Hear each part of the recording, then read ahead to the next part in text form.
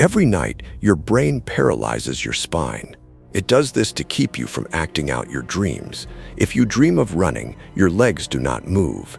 If you dream of fighting, your fists stay still. You are entirely helpless, but you don't know it because you are asleep. Most of the time, this system works perfectly. A neurotransmitter called GABA floods your brainstem.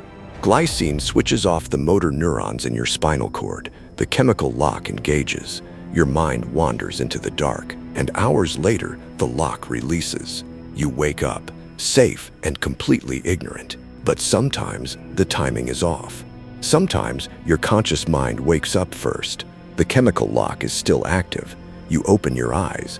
You are in your dark bedroom. You try to move your arm. Nothing happens. You try to turn your head. It is frozen. You try to scream, but your vocal cords are offline. You are trapped inside your own meat. And then, you feel it. You realize you are not alone in the room. Have you ever felt that heavy presence in the dark, a shadow standing in the corner, watching you, moving closer? This is sleep paralysis, and it happens to about 8% of the human population. Across cultures and centuries, people have seen the exact same entity. In ancient Rome, they called it the incubus, a demon that sits on your chest and steals your breath. In Japan, they call it the kanashibari, a vengeful spirit binding you with invisible metal. In Newfoundland, it is the old hag, a witch who crushes the life out of you in your bed. Today, the internet calls it the sleep paralysis demon. It is always a dark silhouette.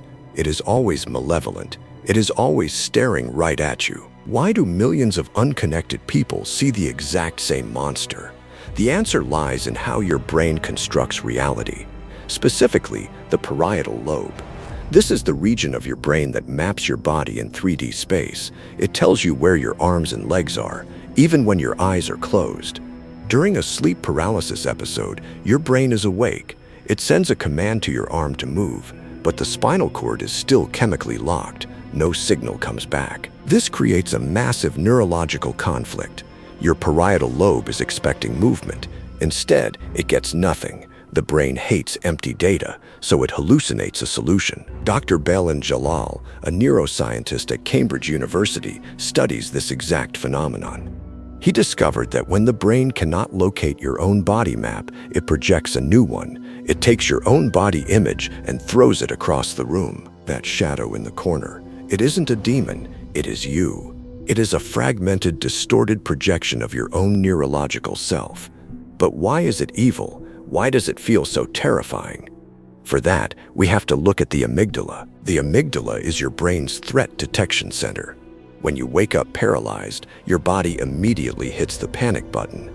The amygdala goes into hyperdrive. It floods your system with fear, but there is no visible threat. You are just lying in bed.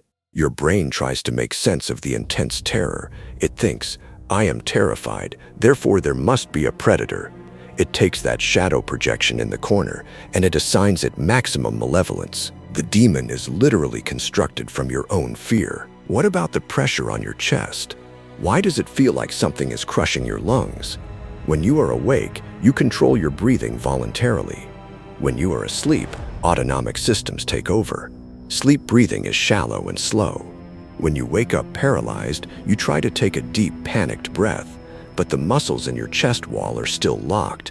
You literally cannot expand your lungs. Your brain interprets this physical resistance as an external weight, a monster sitting on your chest. Have you ever considered how fragile your perception of reality actually is? It only takes one missing chemical signal for your brain to invent a demon. For thousands of years, we blamed spirits, we blamed ghosts, we blamed witches. We drew them in our books and carved them into stone. But the monsters were never in the dark. They were inside our own heads, created by the very organ that is supposed to protect us. Dr. J. Allen Hobson, a psychiatrist at Harvard Medical School, mapped this out. He proved that sleep paralysis is just REM sleep bleeding into waking life, a simple overlap of two biological states. But knowing the science doesn't make it less terrifying when it happens. Because when you are in it, the illusion is flawless. The brain's rendering engine is perfect. The shadow looks real. The pressure feels real. The terror is real. It makes you wonder what else your brain is hallucinating right now. If it can invent a demon in the dark, what is it inventing in the light? We trust our senses implicitly. We believe what we see is the absolute truth, but reality is just a controlled hallucination, and sleep paralysis is the moment the simulation breaks. It is the glitch in the matrix of your own biology, a brief window where you get to see behind the curtain, and behind the curtain, it is just meat and electricity misfiring in the dark. So tonight, when the sun goes down and you crawl into your bed, think about the chemical lock that is about to engage in your spine. Hope that it releases before you open your eyes, because if it doesn't, you will meet the shadow. You will feel the weight on your chest.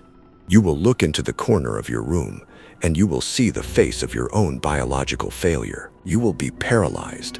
You will be helpless, and you will understand exactly what our ancestors felt in the caves, staring out into the endless, terrifying blackness, waiting for the monsters to come. There is no magic in the world. There are no demons. There are no ghosts. There is only the human brain, a 3-pound lump of fat and water, capable of creating heaven and hell, trapped inside a dark skull, dreaming of monsters to keep itself company. The next time you wake up paralyzed, don't be afraid of the shadow in the room. Be afraid of the mind that created it, because the call is coming from inside the house.